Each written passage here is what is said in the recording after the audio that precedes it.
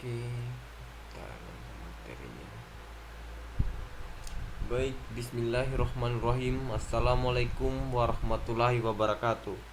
Perkenalkan, nama saya Arsan, NIM 22315034. Di sini saya akan menjelaskan apa sih yang dimaksud dengan algoritma banker yang di mata kuliah sistem operasi. Nah, jadi algoritma banker ini tuh bukan algoritma standar dalam dunia kriptografi atau biasa disebut dengan ilmu komputer, tetapi istilah ini sering digunakan untuk menggambarkan pendekatan keamanan yang sangat kuat dan berlapis seperti banker yang melindungi aset harga.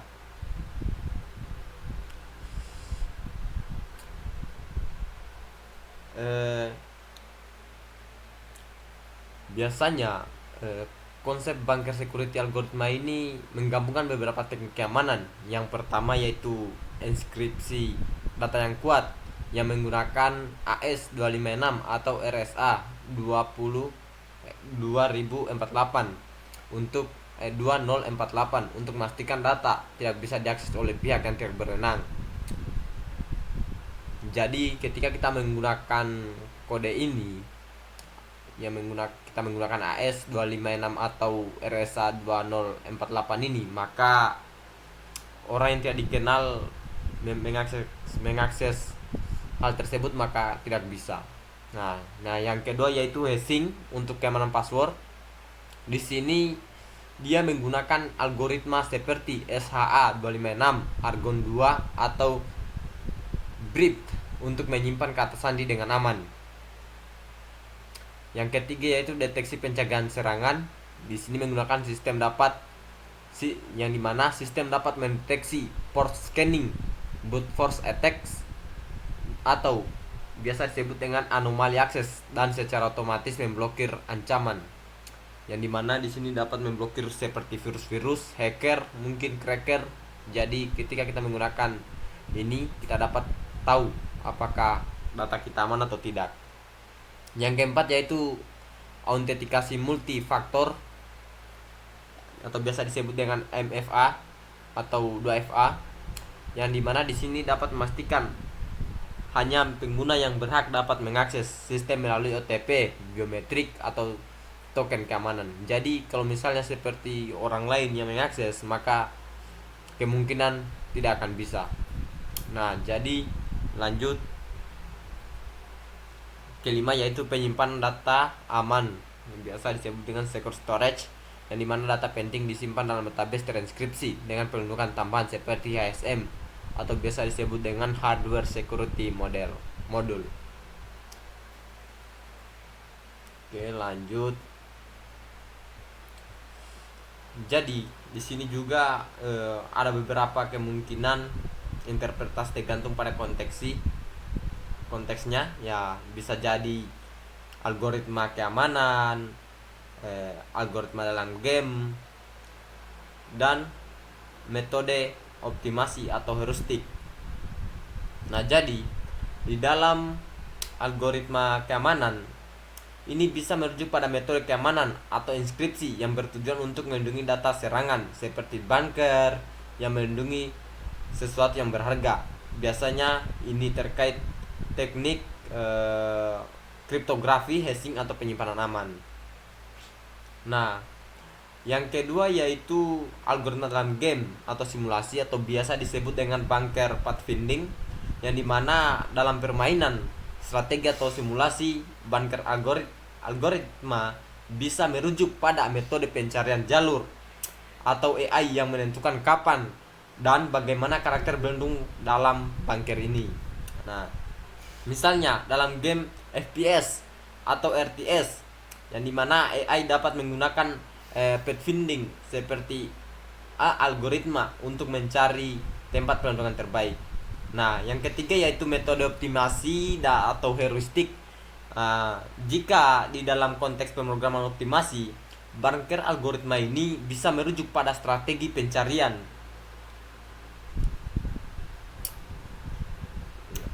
yang bisa merujuk pada strategi pencarian solusi dalam ruang masalah tertentu. Nah, bisa kita menggunakan teknik seperti hill climbing, genetik algoritma, atau simulasi annealing.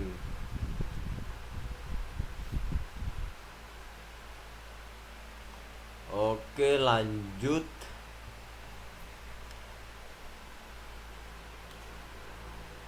Nah, jadi di sini saya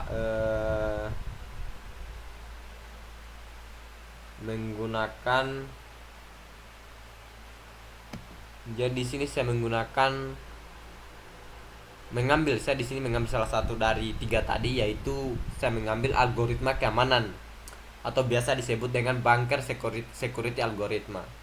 Jadi bunker security algoritma ini adalah istilah yang dapat digunakan untuk menyebut metode keamanan yang bertujuan melindungi data atau sistem dari serangan, seperti bunker yang dirancang untuk memberikan perlindungan kuat. Algoritma ini biasanya berhubungan dengan teknik kriptografi, hashing, dan penyimpanan aman, seperti atau biasa disebut dengan secure storage. Nah, lanjut.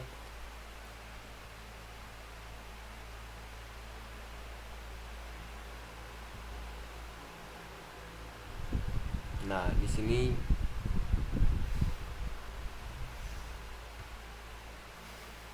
sabar, kita edit dulu. Jadi tujuan dari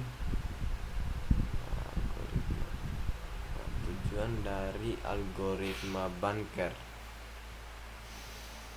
tujuan dari dasarnya deskripsi data. Oke, konsep dasarnya. Nah,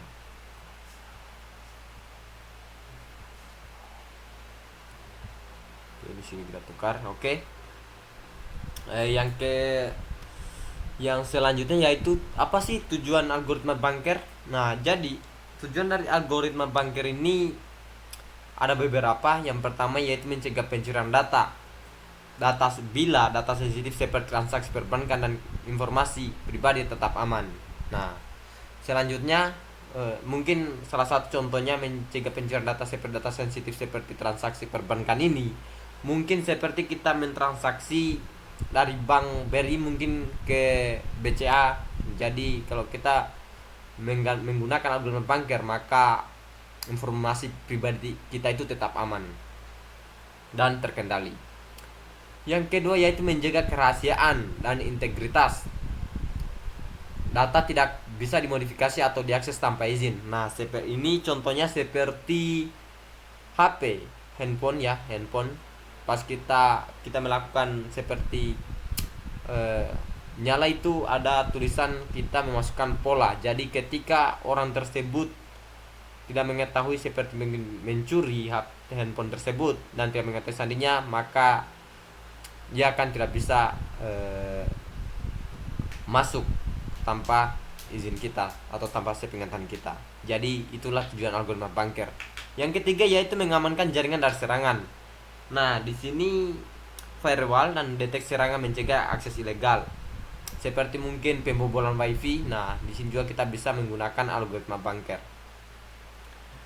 Yang keempat yaitu meningkatkan kepercayaan dan kepatuhan regulasi, yang dimana cocok untuk industri dengan standar keamanan tinggi seperti finansial, kesehatan, dan militer. Oke, lanjut.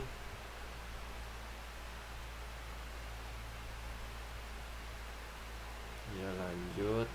Di sini tadi kita sudah bahas kisah mengambil algoritma keamanan. Nah, lanjut di sini konsep dasarnya. Apa sih konsep dasar dari algoritma bunker? Nah, jadi konsep dasar algoritma bunker ini mirip dengan cara bunker melindungi sesuatu yang berharga. Bunker security algoritma ini menggunakan berbagai teknik untuk melindungi data dan dari akses tidak sah, manipulasi, atau pencurian. Metode yang digunakan bisa mencakup seperti enkripsi data, yang dimana enkripsi data ini dapat mengubah data menjadi format yang tidak dapat dibaca tanpa kunci dekripsi. Yang kedua yaitu hashing, ya, yang dimana hashing ini dapat menghasilkan representasi tetap dari data yang dibalikan. Yang ketiga yaitu kontrol akses atau biasa di sini kita lihat akses kontrol, ya, yang dimana di sini akses kontrol ini dapat membatasi akses hanya untuk penggunaan yang berwenang. Nah, di sini yang kelima yaitu redundasi dan backup, yang dimana di sini redundasi dan backup, yang dimana backup ini merupakan atau biasa disebut dengan cadangan ya. Nah, di sini tujuannya yaitu menyimpan data di lokasi aman untuk pemulihan. Nah, yang kelima yaitu deteksi intrusi, yang dimana ini dapat mendeteksi aktivitas mencurigakan dalam sistem seperti serangan virus ya, virus jahat seperti hacker tadi, cracker. Nah, lanjut konsep dasar, lanjut. Nah, di sini ada beberapa teknik dalam banker security algoritma. Yang pertama yaitu kriptografi. Nah, setelah itu kita jelaskan dulu ya, apa sih kriptografi itu atau biasa disebut dengan inskripsi.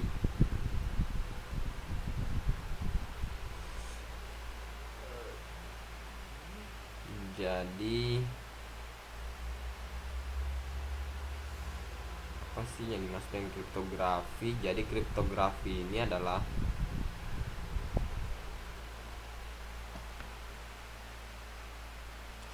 kriptografi yang mana ada beberapa. Di sini ada Advanced Encryption Standard, ada RSA, Raiffeisen Hammer Andelman, Elliptic Curve, kriptografi, SSC. Contoh implementasi yang kita dapat lihat ya, ini contoh implementasinya. Nanti sebentar ada program atau codingan yang saya buat di sini ya dengan menggunakan bahasa Python.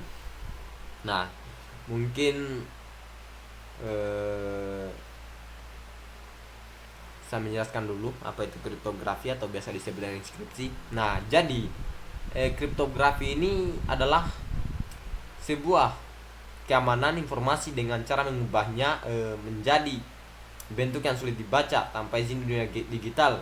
Kriptografi ini untuk melindungi data, transaksi, komunikasi, dan akses ke sistem.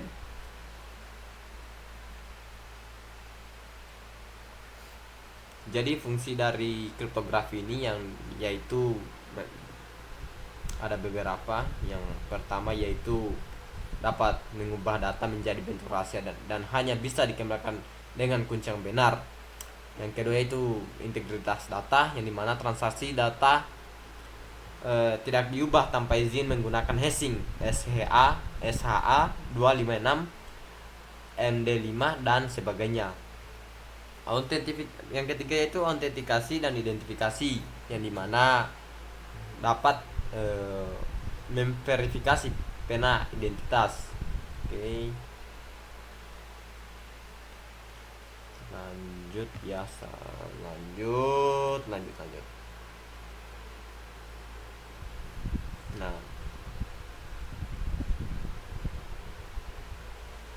jadi inskripsi. Oke, jadi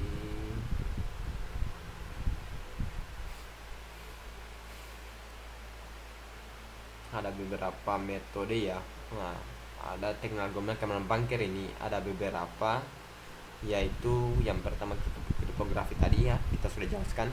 Nah, jadi dalam kriptografi itu ada namanya Advanced Encryption Standard atau biasa disebut dengan AES ya, AES ya, kita bisa lihat AES, yang dimana digunakan untuk inskripsi data dengan kunci yang sangat kuat. Yang kedua yaitu RSA atau biasa disebut dengan Raiffeisen Hammer Andelman, yang dimana algoritma inskripsi asimetris yang digunakan untuk komunikasi aman. Yang ketiga yaitu elliptic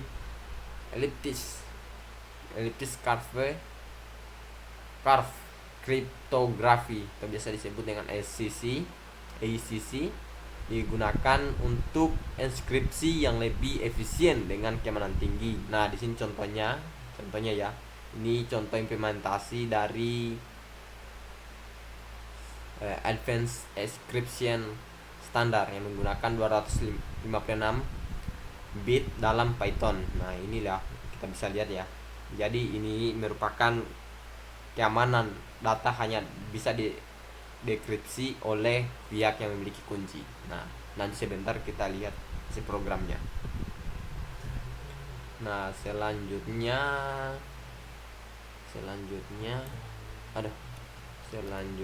yaitu hashing. Nah, jadi mungkin langsung saja ya. Nah, jadi hashing ini adalah integritas data dan keamanan kata sandi. Jadi di sini dia menggunakan SHA-256 atau biasa disebut dengan secure hash algorithm 256 bit, yang dimana dapat menghasilkan nilai bash yang unik. Nah, yang kedua yaitu decrypt dan argon 2, nah, yang dimana digunakan untuk hashing kata sandi dengan keamanan tinggi. Yang ketiga yaitu HMAC atau hash based message authentication kode atau kode autentikasi pesan berbasis hash, yang dimana ini digunakan untuk memastikan integritas data. Nah, di sini contoh dari implementasi hashing SH256 ya, contohnya ini dia dalam Python. Kita menggunakan bahasa Python ya, yang dimana ini merupakan keamanan sekali di hash data tidak bisa dikembalikan ke bentuk aslinya. Oke. Ketiga yaitu secure storage, yang dimana secure storage ini merupakan keamanan penyimpanan. Jadi di dalam penyimpanan keamanan yaitu ada beberapa ya, yang dimana ada full disk encryption atau encryption disk penuh ya, dimana dia bisa melindungi seluruh penyimpan dari akses tidak sah. Nah, kedua yaitu database encryption atau enkripsi basis data ya, data yang disimpan dalam database dienkripsi untuk keamanan ekstra. Nah, secure file system, nah di sini menggunakan sistem file terenkripsi seperti HVS atau VeraCrypt, yang dimana mungkin kita bisa lihat contohnya ya. Nah, jadi contohnya ini dia dapat menghasilkan hanya pengguna dengan kunci atau kata sandi dapat membaca file. Nah, yang keempat ya, D. Nah, di sini deteksi dan pencegahan serangan. Yang pertama yaitu intrusion detection system ya, atau biasa disebut dengan IDS, yang dimana dapat memonitor lalu lintas jaringan untuk mendeteksi ancaman. Ya, tadi ancaman-ancaman ini banyak seperti hacker, cracker, maupun mungkin pembobol jaringan ya. Jadi kita bisa menggunakan IDS ini ya. Oke, yang kedua yaitu firewall dan VPN, yang dimana di sini dapat mengamankan akses ke jaringan dan mencegah serangan. Yang ketiga yaitu anomaly detection, ya, atau biasa disebut dengan deteksi anomali, yang di sini dapat menggunakan AI untuk mendeteksi pada pola aktivitas mencurigakan, mungkin adanya serangan ya. Jadi di sini tuh contoh sederhananya dari deteksi dari serangan yaitu menggunakan Python ya. Jadi di sini tuh dapat membantu ketika kita melakukan yang codingan yang ini atau program yang ini ya, dapat membantu kita untuk mendeteksi jika ada pihak mencoba menyerang sistem. Oke. Nah, kita bisa implementasikan dalam dunia nyata. Jadi ada beberapa implementasi di dunia nyata. Banyak sistem menggunakan bunker security algoritma untuk melindungi data sensitif seperti bank dan keuangan, yang dimana dalam perbankan dan keuangan itu dia menggunakan AIS dan RSA untuk transaksi aman. Yang kedua yaitu keamanan cloud, menggunakan inskripsi end-to-end untuk melindungi data pengguna. Yang ketiga yaitu blockchain dan cryptocurrency, yang dimana menggunakan hashing dan inskripsi untuk keamanan transaksi. Yang keempat yaitu keamanan server dan jaringan menggunakan firewall, VPN dan IDS untuk mencegah serangan. Nah, selanjutnya mungkin kita melihat dulu. Nah, di sini ada bisa buat codingan, ada codingannya ya. Di sini codingannya yaitu tentang algoritma bunker. Mungkin kita menjelaskan dulu apa sih yang dimaksud dengan sini ya. Ini algoritma keamanan nih maksudnya. Di sini kita membuat algoritma keamanan dari materi kita tadi. Di sini penjelasannya. Oke, dari penjelasan.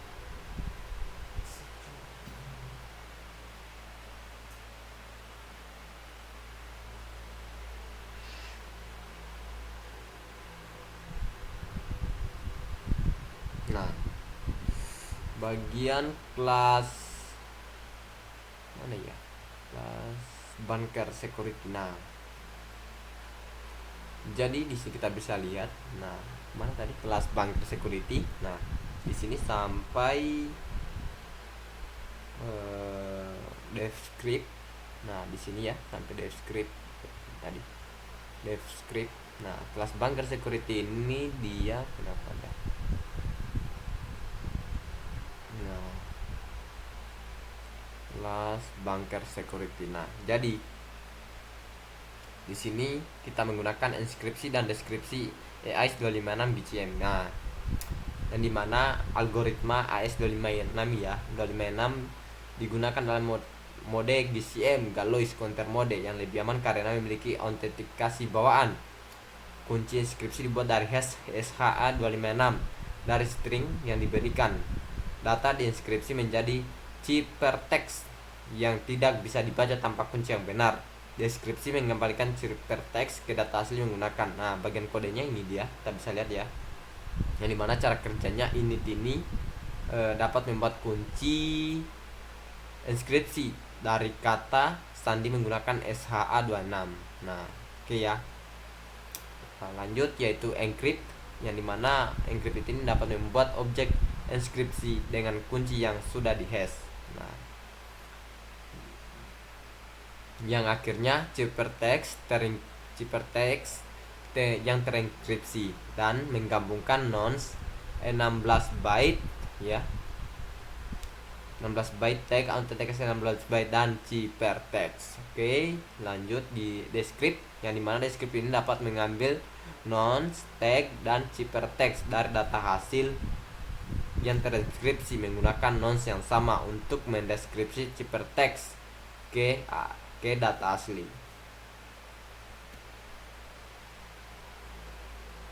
Yang dimana hasilnya mungkin kita lihat data hasilnya. Jadi hasilnya itu ini dia ya. Nah, hasilnya ini dia, data asli atas nama Prasia, skripsinya ini ya, ini dia sandinya ya, sandi deskripsinya data sangat rahasia. Oke, yang dimana kita bisa simpulkan inskripsi dan deskripsi berhasil jika data asli sama setelah proses deskripsi. Oke, selanjutnya ada hasdate. Dev mana itu? Dev hasdate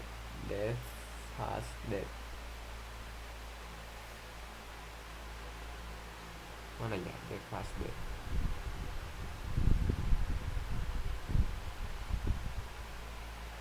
Devas password. Oke, Devas password. Di sini mungkin lanjut saja, yang penting hasil programnya begini.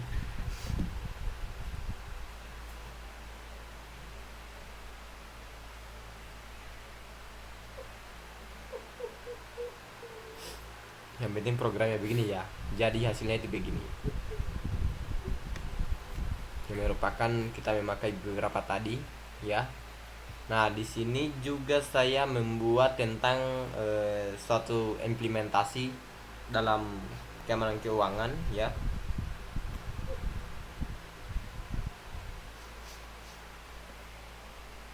Oke, dalam keuangan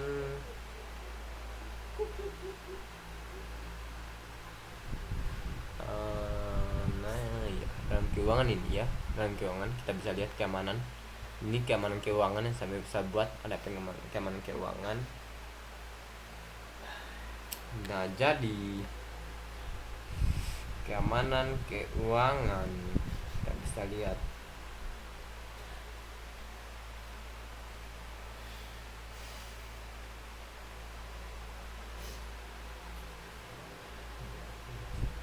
Nah, itu biasa ya. Sebenarnya bukan keamanan keuangan tapi keamanan antara keamanan transaksi perbankan yang menggunakan di sini saya menggunakan AIS 256 untuk enkripsi data transaksi dan RSA untuk enkripsi kunci AIS. Nah, dimana gunanya AIS ini untuk mengenkripsi data transaksi ya, dan RSA 2048 bit untuk mengenkripsi kunci AIS. Kedua yaitu digital signature untuk verifikasi dan transaksi logging aktivitas keamanan. Dengan kombinasi AIS dan RSA transaksi lebih aman dari penyadapan atau manipulasi data atau dari hacker dan cracker.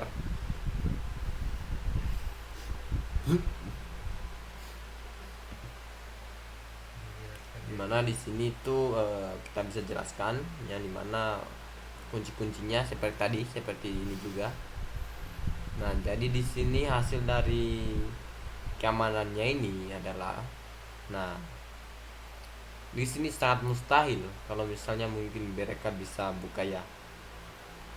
Oke, lanjut. Penting berhasil ya keamanannya. Lanjut. Nah, keuntungan dan kekurangannya. Kalau keuntungan dari algoritma banker ini banyak sebenarnya. Cuman di sini kita ambillah yang penting-pentingnya saja. Maksudnya yang lebih beruntung lah. Nah, jadi keuntungan dari algoritma banker ini adalah sini sebenarnya bunker ya. Nah, jadi keuntungan dan kekurangan dari algoritma banker ini adalah, yang pertama yaitu keamanan data yang sangat kuat, yang dimana dalam algoritma banker ini menggunakan AIS 256 untuk enkripsi data dan RSA 2048 atau lebih tinggi untuk keamanan pertukaran kunci. Nah, dan data juga yang dienskripsi hampir mustahil untuk diretas tanpa kunci yang valid. Ya, karena tadi kita bisa lihat dari programnya itu sangat mustahil untuk dibobol ya. Nah, yang kedua yaitu perlindungan dari serangan cyber. Nah, di sini dapat mendeteksi dan mencegah serangan brute force, phishing, malware, dan ransomware. Nah, tidak hanya itu saja, di situ juga bisa melindungi dari kejahatan dunia maya. Mungkin sekarang kan tenar-tenar yang namanya cracker seperti Bjorka. Pokoknya masih banyak lah. Yang salah satunya itu keamanan pertahanan negara. Sekarang masih banyak begitu ya.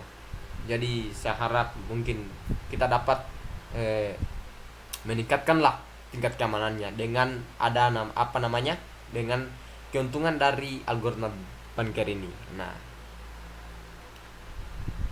dan perlindungan dari serangan cybernya, yang dimana juga firewall otomatis bisa memblokir pemindahan port dan IP mencurigakan.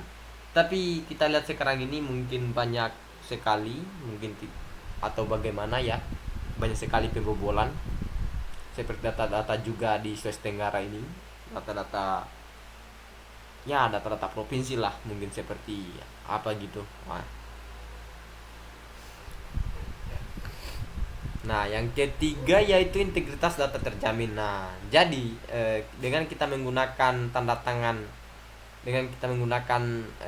algoritma banker ini, maka tanda tangan digital RSA plus SH256 untuk memastikan data tidak dimanipulasi, dan setiap perubahan data bisa dideteksi dengan hashing yang kuat. Ini algoritma banker ini sangat bagus sebenarnya. Nah, jadi yang keempat yaitu autentikasi multifaktor MFA plus atau biasa disebut atau 2FA. Nah, yang pertama yaitu dia dapat menambahkan lapisan keamanan dengan OTP biometrik atau autentikasi berbasis hardware ya, itu biasa disebut dengan HSM. Yang ketiga dan mencegah ya, kelebihan dari autentikasi multifaktor tadi yaitu dan mencegah akses ilegal meskipun kata sandi dicuri. Ini bagus sekali sebenarnya keuntungan dari algoritma banker ini. Nah, yang kelima yaitu pencatatan dan pemantauan otomatis atau biasa disebut dengan logging dan monitoring otomatis. Nah, jadi di sini tuh semua aktivitas dicatat dalam sistem log untuk audit keamanan. Dan sistem dapat mendeteksi pola akses, mencurigakan dan mengambil tindakan secara otomatis ketika kita melakukan pencatatan dan pemantauan. Ini kelebihan sangat baik sebenarnya. Namun, kalau misalnya ada kelebihan pasti ada namanya kekurangan.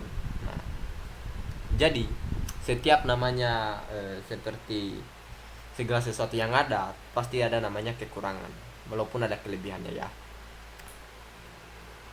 Nah, kekurangannya itu ada namanya kompleksitas implementasi yang sangat tinggi. Nah, yang dimana algoritma ini memerlukan kombinasi beberapa teknik keamanan seperti AI, RSH, RSI, hashing, dan deteksi ancaman. Dan pengembangan perlu pemahaman mendalam tentang kriptografi dan keamanan jaringan. Yang kedua yaitu memerlukan sumber daya komputasi yang besar. Nah, di sini yang dimana memerlukan daya komputasi yang sangat besar ini, yang dimana inskripsi AI itu AIS 256 dan RSI 2048 plus membutuhkan prosesor dan memori yang lebih tinggi terutama dalam transaksi real time, dan dapat menyebabkan overhead CPU dan memperlambat sistem jika tidak dioptimalkan dengan baik. Nah, yang ketiga yaitu potensi masalah kunci dan manajemen keamanan. Nah, yang dimana jika kunci inskripsi hilang atau dicuri, data yang transkripsi tidak bisa bermasalah dan memerlukan kunci manajemen atau key management system yang kuat untuk menghindari resiko kehilangan atau kompromi. Yang keempat yaitu kerentanan terhadap serangan side channel. Nah, side channel ya. Nah, yang dimana jika sistem tidak diimplementasikan dengan baik atau dengan benar, serangan timing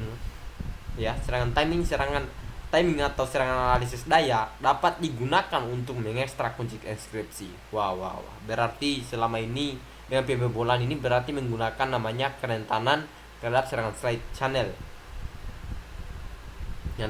yang bisa dapat mengekstrak kunci inskripsi, dan butuh mitigasi seperti randomized padding dan proteksi hardware. Nah, yang kelima yaitu biaya implementasi yang tinggi. Nah, di sini juga kekurangannya harus namanya hardware khusus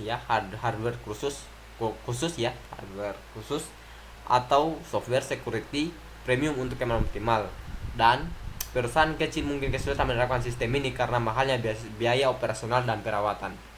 Sangat. Berarti kita ini masih begini ya, soalnya mahal-mahal ternyata. Dan keenam yaitu tidak membantu dalam pemilihan data. Wah, ternyata juga kekurangannya yaitu kesulitan dalam recovery data atau tidak dapat membantu pemilihan data. Nah, jika terjadi kesalahan dalam inskripsi atau jika private key hilang, maka data tidak dapat dikembalikan. Yang kedua itu membutuhkan sistem backup dan pemulihan bencana yang kuat untuk menghindari kehilangan data permanen. Jadi itulah tadi kekurangan dan kelebihan algoritma banker. Ya, adapun juga mungkin ini hasil codingannya, programnya ya mungkin ada salah juga di sini, tapi ini ya, ini kita bisa lihat transfernya, rekeningnya ya. Sini terbuka ketika kita masukkan data transaksinya, maka kita buka sandinya, kita masukkan sandi dan terbuka ya. Nah, transfer nama di sini ya. Oke. Nah, jadi mungkin itu saja dari saya. Bila ada kata salah mohon dimaafkan, dan mungkin ada kekurangan dari penjelasan saya atau kekeliruan, itu kesalahan saya, dan kebenarannya itu dikembalikan kepada Allah Subhanahu wa taala. Dengan ucapan alhamdulillahirabbil alamin.